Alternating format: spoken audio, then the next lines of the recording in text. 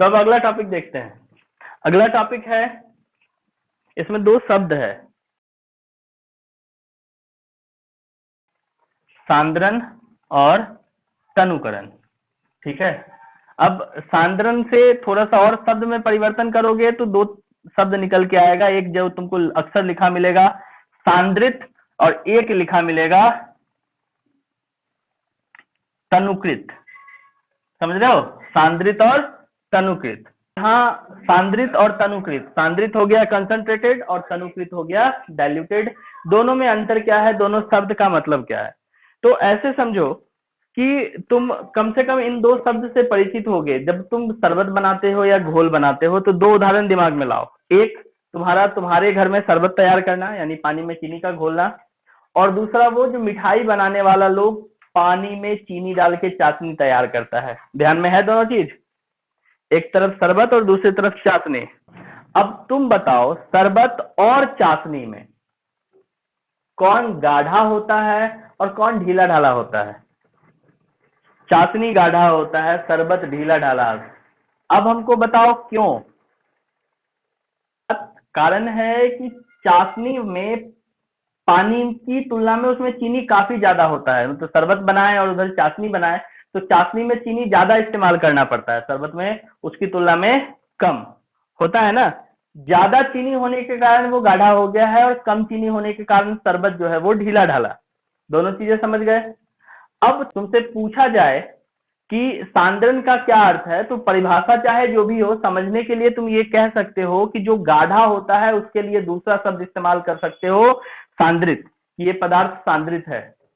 समझ रहे हो? गाढ़े के लिए क्या यूज हुआ, सांद्रित या सांद्रण, और ढीले ढाले के लिए क्या यूज होगा, तनुकृत या तनुकरण, जो नजर आ रहा है तुमको।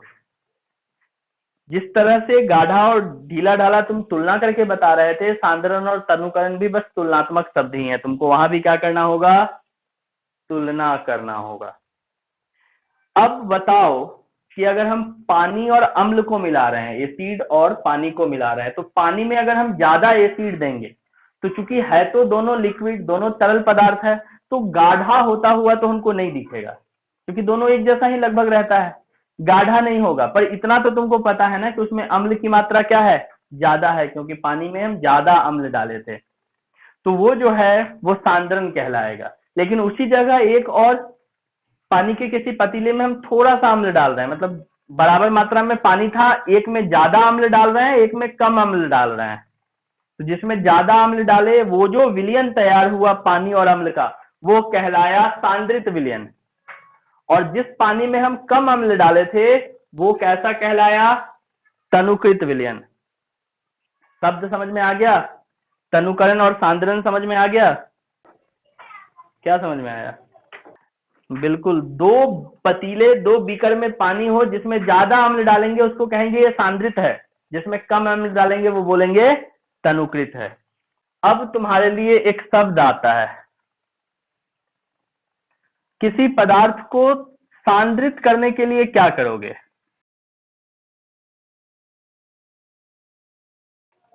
तो कहता है कोई विलयन है तुम्हारे सामने, उसको सांद्रित करने के लिए क्या करना होगा?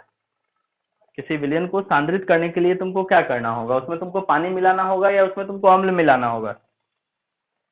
हम्म, उसमें अम्ल मिलाना होगा, बिल्कुल। पानी सांद्रित है, मतलब कोई विलयन है तुम्हारे पास, यानी पहले से उसमें पानी और अम्ल मिला हुआ है, लेकिन तुमको उसको और सांद्रित करना है।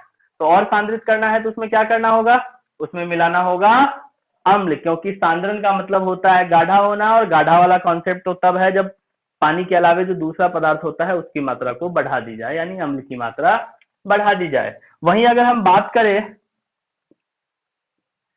तनुकृत करने के लिए क्या करना होगा, अगर किसी पदार्थ को, किसी विलयन को तनुकृत करना है, यानी पहले से तुम्हारे पास विलयन है जिसमें कुछ पानी और कुछ अम्ल है, अब उसको तनुकृत करना है तो उसमें क्या मिलाना होगा, पानी या अम्ल?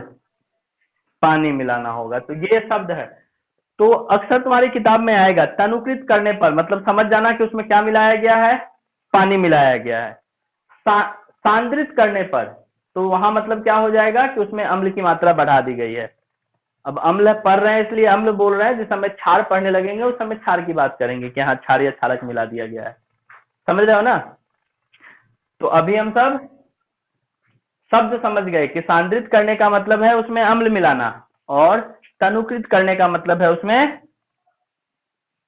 क्या करना, पानी मिलाना। अब अम्ल की इतनी कहानी तो खत्म हो गई। अब तुम्हारे किताब में एक सवाल है, सवाल को देखो। सवाल कहता है, अम्ल को तनुकृत करते समय यह क्यों अनुशंसित करते हैं कि अम्ल को जल में मिलाना चाहिए, ना कि जल को अम्ल में। पहला शब्द तो हो गया अम्ल को तनुकृत करते समय। तनुकृत करने का क्या मतलब है? तनुकृत करने के लिए क्या करना होगा? पानी मिलाना होगा या अम्ल मिलाना होगा? पानी मिलाना होगा। तो कहता है कि अम्ल को तनुकृत करते समय यह क्यों अनुशंसित किया जाता है, मतलब इस तरह का निर्देश क्यों दिया जाता है कि अम्ल को जल में मिलाना चाहिए, यानी अम्ल को जल में मिलाओ, ना कि जल को अम्ल में। तो सवाल थोड़ा सा तुमको तंग करेगा, क्योंकि तुम्हारे लिए तो पानी मिलाने वाला बात है, ये अम्ल मिलाने वाला बात क्यों बोल रहा है? सुन रहे हो? एक बार और सवाल पढ़ो, क्या समझ में आया? सवाल समझ में आया? 27 क्या बोल रहा है? शायद नहीं।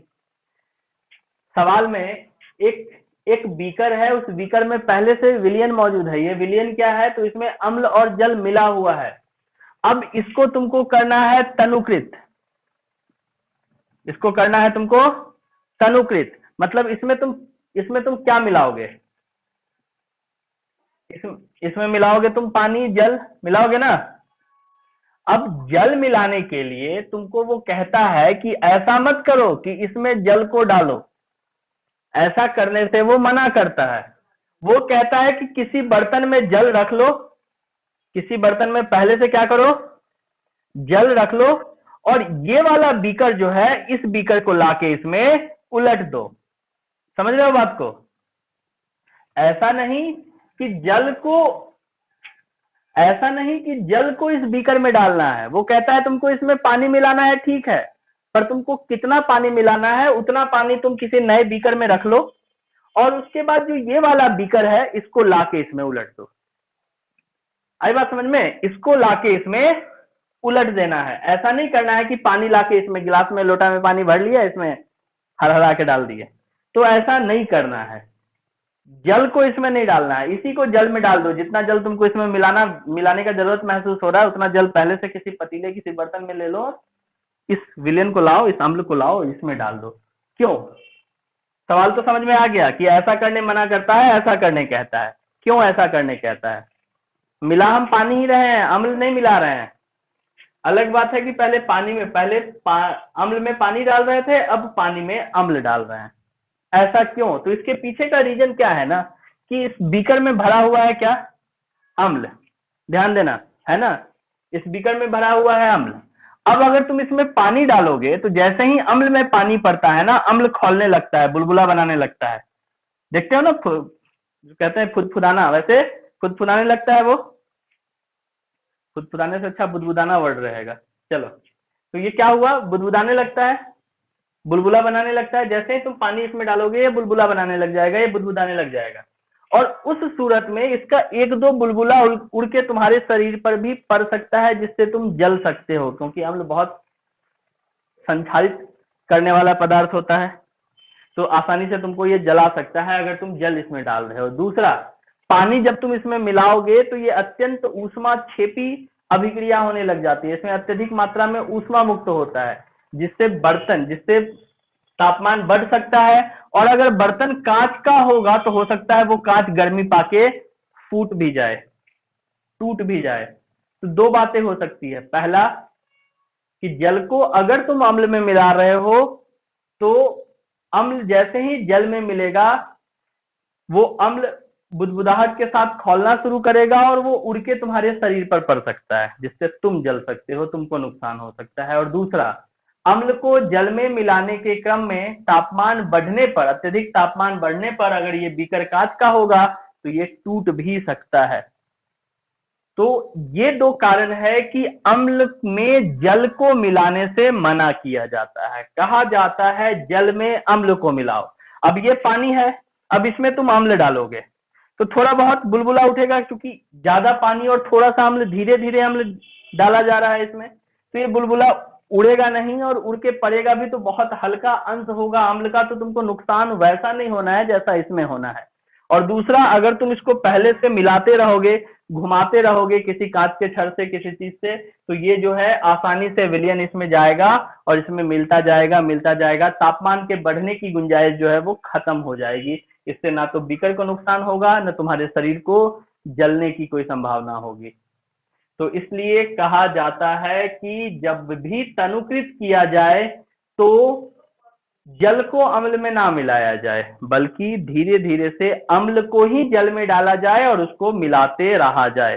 तो पहला सवाल यह है कि H प्लस आयन की सांद्रता का विलयन की प्रकृति पर क्या प्रभाव पड़ता है। तो विलयन देखो, विलयन या तो अम्लीय होता है या क्षारीय होता है। अम्लीय भी होता है तो दो तरह का अम्लीय होता है, दुर्बल अम्ल या प्रबल अम्ल। तो तुमको मालूम है दुर्बल अम्ल में H प्लस आयन की मात्रा कम होती है और प्रबल अम्ल में H प्लस आयन की मात्रा अधिक होती है। अब H प्लस आयन की सांद्रता मतलब तो तुम मात्रा ही समझ सकते हो, सांद्रता शब्द को हम गाढ़ापन से समझा दिए थे कि जो जितना गाढ़ा होगा हम उसको इस भाषा में सांद्र समझेंगे। तो H प्लस आयन की सांद्रता का विलयन की प्रकृति पर क्या प्रभाव पड़ता है, तुम खुद ही बताओ। H प्लस आयन की सांद्रता बढ़ेगी तो अम्लीयता बढ़ेगी या अम्लीयता घटेगी। H प्लस आयन की सांद्रता बढ़ने का मतलब H प्लस आयन की मात्रा बढ़ना है, तब ना गाढ़ा होता चलेगा। और H प्लस आयन की मात्रा बढ़ रही होगी मतलब वो जो विलयन तुम्हारे पास है उसकी अम्लीयता भी बढ़ रही होगी। समझ में आया। H प्लस आयन की सांद्रता बढ़ने पर विलयन की प्रकृति पर क्या प्रभाव पड़ता है, तो विलयन की प्रकृति अम्लीय होती जाती है या विलयन की अम्लीयता भी बढ़ती जाती है। H प्लस आयन की सांद्रता बढ़ने पर विलयन की अम्लीयता भी बढ़ती जाती है और H प्लस आयन की सांद्रता घटने पर विलयन की अम्लीयता भी घटती जाती है। तो ये हो गया जवाब। जवाब कोई बहुत भारी नहीं था, बस सवाल को समझने का खेल था। यही सवाल दूसरे तरीके से यहाँ पूछा गया है, अम्ल के विलयन को तनुकृत करते समय। अब तनुकृत करने का क्या मतलब है, उसमें अम्ल मिलाएंगे या उसमें पानी मिलाएंगे। जब हम उसमें पानी मिलाएंगे तो तनुकृत करने का मतलब है पानी मिलाना। तो कहता है अम्ल के विलयन को तनुकृत करते समय हाइड्रोनियम आयन, फिर से देख लो यहाँ हाइड्रोजन आयन नहीं दिया, हम परसों बहुत भाषण दिए थे इस पे। हाइड्रोनियम आयन और हाइड्रोजन आयन ये है और ये है, दोनों में क्या अंतर है, तो ये अम्ल से निकला था, बाद में ये इमेजिन कर लो कि ये अम्ल से निकला और पानी से अभिक्रिया कर लिया, तब जो बनता है वो हाइड्रोनियम आयन होता है। तो दोनों में कोई अंतर नहीं है, ये बनता ही तब है जब इसके पास H प्लस आयन आता है। जब H प्लस आयन आएगा तभी ये बन पाएगा। तो तुम H प्लस आयन बोलो या H3O प्लस आयन बोलो, कोई अंतर नहीं है। तो अम्ल के विलयन को तनुकृत करते समय यानी उसमें जल मिलाते समय हाइड्रोनियम आयन की सांद्रता कैसे प्रभावित हो जाती है। सांद्रता कैसे प्रभावित होगी, इसकी सांद्रता बढ़ेगी या सांद्रता घटेगी। पानी मिला रहे हैं हम, सांद्रता बढ़ेगी या सांद्रता घटेगी। बिल्कुल, जब हम पानी मिलाएंगे तो गाढ़ापन तो बढ़ने वाला है नहीं, मतलब सांद्रता तो बढ़ेगा नहीं, क्या होगा, ये सांद्रता इसकी घटती जाएगी। हाँ, माना कि H3O प्लस आयन जितना है पानी में अभी भी उतना ही रहेगा, लेकिन पानी की मात्रा तो बढ़ने लगी, तो निश्चित है कि गाढ़ापन घटने लगा, मतलब सांद्रता घटेगी। तो अम्ल के विलयन को तनुकृत करते समय हाइड्रोनियम आयन की सांद्रता घटती जाती है। जल की अनुपस्थिति में अम्ल का व्यवहार अम्लीय क्यों नहीं होता है, सेंटेंस पूरा ही कर देते हैं। अम्लीय क्यों नहीं होता है। फिर आसुत जल विद्युत का चालन क्यों नहीं करता है। आसुत जल कहने का मतलब शुद्ध जल हो गया, वो विद्युत का चालन क्यों नहीं करता है। और तीसरा, नीले लिटमस पत्र द्वारा तीनों विलयन की, अम्ल, क्षार और लवण वाले विलयन की पहचान कैसे करोगे। तो ये 3 सवाल हो गया जो तुमको कंप्लीट करना है। समझ रहे हो बात को ना, ढूंढ के पढ़ के समझ के रखना है।